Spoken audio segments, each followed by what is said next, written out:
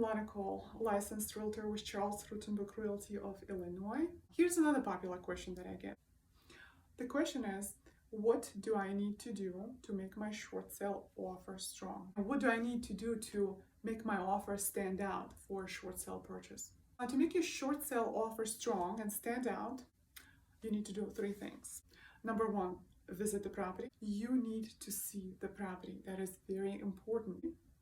Number two, write the contract properly. When you're submitting your offer, it is very important. Even if your agent did not instruct you, you can tell your agent, don't put more than 100% on a tax proration.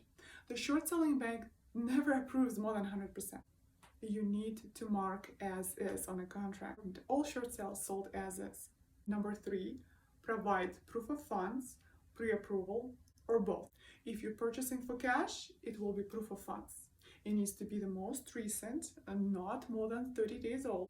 It could be proof of funds as a statement from your bank, or a letter from a banker with a letterhead of that bank signed by the banker and stamped that you have sufficient funds to purchase this property for the X amount of money.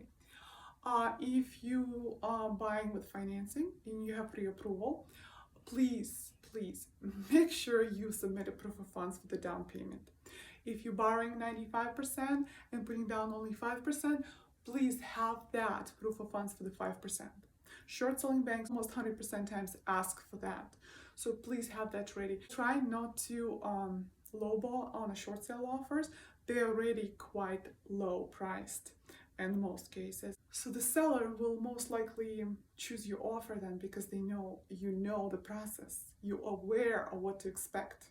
That will show to the seller the care and your professionalism and your knowledge, and will make your offer stand out of other offers. I hope all these tips were helpful for you today. And if you have additional questions, please feel free to contact me.